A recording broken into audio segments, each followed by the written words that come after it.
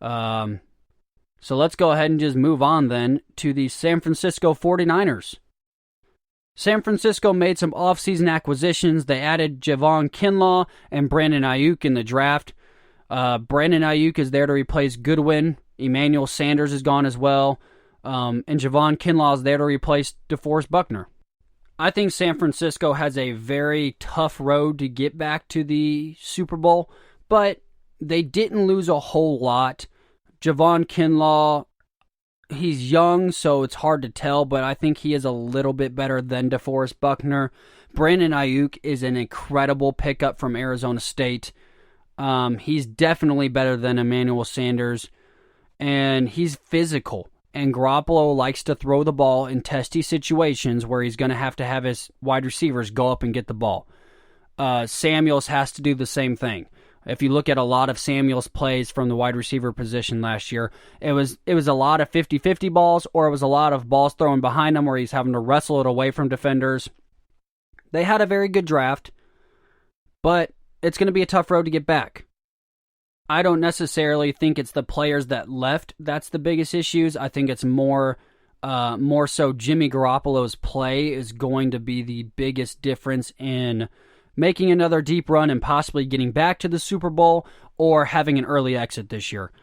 I think they could have won that Super Bowl if Jimmy Garoppolo would have made a couple of better throws, better timed, and key situations. There were a lot of third downs where Garoppolo needed to make a good throw and he just didn't. So they go out and they get him a physical wide receiver that can help him when he throws those 50-50 balls that can kind of help wrestle those away. But they're definitely my fourth. I don't see them falling that far, but I'm not 100% sold that they're going to be able to make it back to the Super Bowl this year. Finally, let's move on to number 5. And this one also I've had people kind of get on to me as well. And it is the Tampa Bay Buccaneers. And here's the thing. I didn't want to do it. I didn't. I wasn't ready to put the Tampa Bay Buccaneers even in my top 10. It's as Kevin Hart says.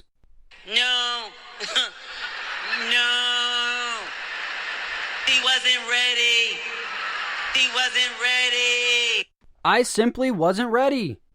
I was not ready. I did not want to jump on the bandwagon and say the Tampa Bay Buccaneers might be Super Bowl champions this year. But let's face it, people. They go out and get the GOAT. They go out and get Tom Brady. Tom Brady is now a Tampa Bay Buccaneer. Their offense is stupid good. It's stupid good. In Madden, on the video game, for those of you who don't play, they have this thing called a fantasy draft. And you can do it to where you can literally draft any player from any existing team in the NFL and make kind of like a dream team scenario, right? This is a fantasy draft in Madden. You have Mike Evans, Chris Godwin, Rob Gronkowski, O.J. Howard, Keyshawn Vaughn, the running back out of Vanderbilt, who will fit very nicely in the system, and then you go out and get Tristan Wirfs in this draft to protect Tom Brady. This offense is that stupid good. Any team with Tom Brady is a contender. That's a known fact. But you add Tom Brady to a somewhat dysfunctional team over the last couple of years in Tampa Bay. I'm not going to go dumpster fire, but, didn't live up to their potential when they had some really good star players. Jameis Winston, 30 touchdowns, but also 30 interceptions last year. So Tom Brady in that aspect will definitely come in there. He's not going to throw 30 interceptions. He might not throw 30 touchdowns, but he's not throwing 30 interceptions. You have to put them up here. The offseason moves, the draft moves, the Tampa Bay Buccaneers just went from 12th or 13th on my list all the way up to number 5 Super Bowl contender. I had to. So there you have it, my 2020-2021 NFL preseason 5 Super Bowl contenders. Speaking of Tampa Bay, this is a perfect segue into my next segment, Tampa Bay, cheaters or not? So, Tampa Bay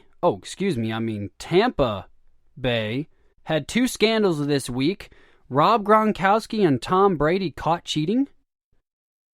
Rob Gronkowski goes on from what I understand, it was like a Zoom call interview, and he announces to the world that he had the playbook 4 weeks before he was even signed to the Tampa Bay Buccaneers. For those of you who don't know, that's a big no-no, considering his rights belonged to the New England Patriots.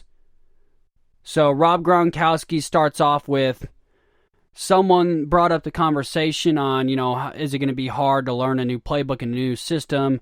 And Gronk runs out there and goes, well, I don't need to learn a new system. I've had the playbook for 4 weeks. I'm golden, man.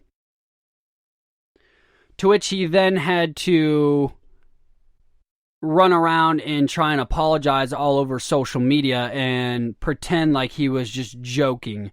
To which, in his joking tweet, he said, I was just joking. He. That's right. A grown man used the words he. Word of advice for you, Gronk. When you're apologizing or when you're trying to pretend that you were joking, don't put he. It's like when you tell that joke that you're kind of joking, but you're really not, you're being serious, and then you just add at the end, oh, but I'm just joking. Gentlemen, when you say something hurtful to your girlfriend or fiance or wife and you go, oh, babe, I was just joking, but there's slight truth in it, they know. If you go out in front of a national audience and you tweet the words, it was a joke, he, we know that there's some truth to it. We know. I don't know what it is, but it seems like from New England, now down to Tampa, Patriots have a hard time with cheating. I mean, come on, man. You're the Patriots. You don't need to cheat.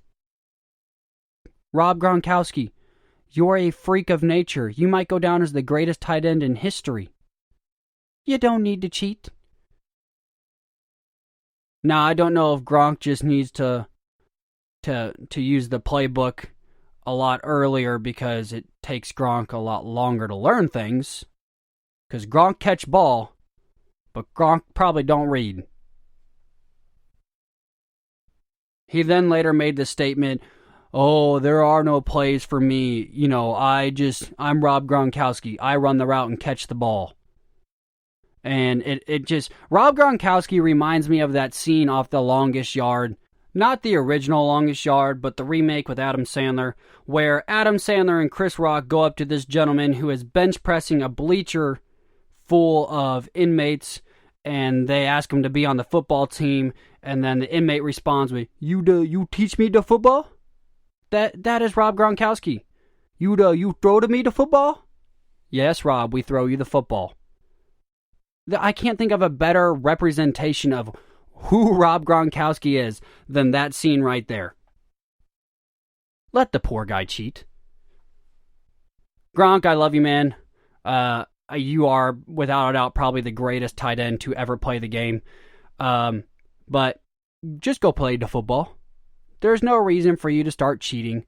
Don't get yourself a bad reputation. You have 2 routes, and you've always had 2 routes. Run up the middle and Tom Brady lobs it, or you're on the red zone and Tom Brady lobs it. That's all you need, buddy. All right? And for all of you that are still trying to look up this scene from The Longest Yard, let me play a quick snippet of it for you so that way maybe this joke makes a little bit more sense in context.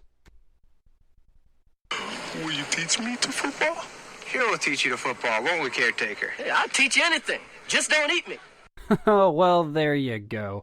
Rob Gronkowski, you got it enough from me. Let's go ahead and move on to your counterpart, Tom Brady.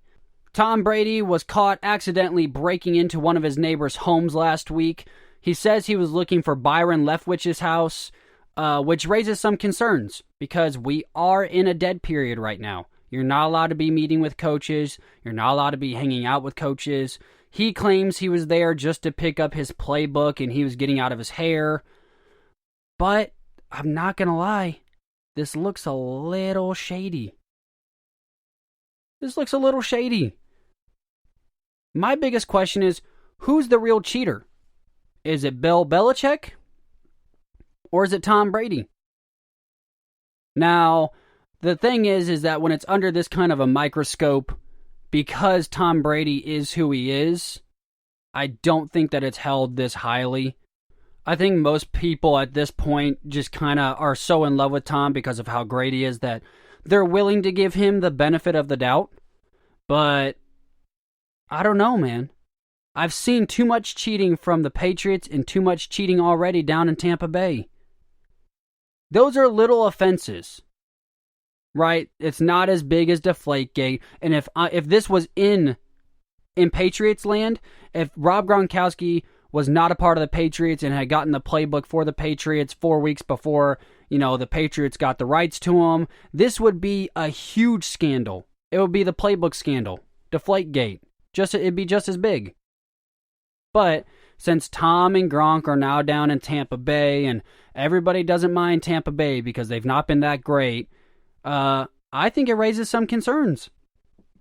Now, I'm not going to go on record and say that Tom Brady and Rob Gronkowski are diehard cheaters, but I'm just saying, Belichick up in New England has definitely not had a good reputation for playing by the rules. Belichick is the guy who, when he plays hide and seek, he is definitely the guy who cracks open those fingers just a little bit. He's the guy that refuses to turn around and count in the corner. He cracks those fingers just a little bit so he can see kind of the direction you're going, and then he covers them up real quick and goes, I wasn't cheating. No, I wasn't cheating. He made that argument in Deflategate. Oh, it was a complete misunderstanding.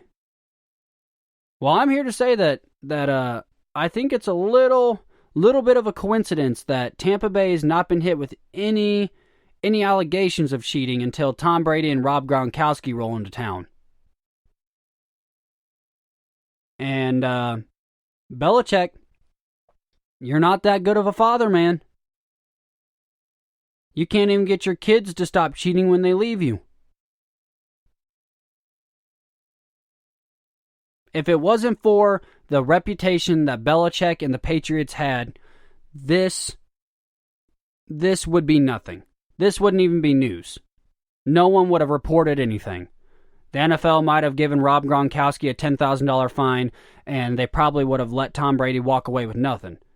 But the fact that a couple of these things are already starting to come up in Tampa Bay is all because of where they're from, the system that they're from. Dadgummit, Robert Kraft got in trouble in the offseason. So I don't know. I am intrigued. I'm kind of on the fence right now.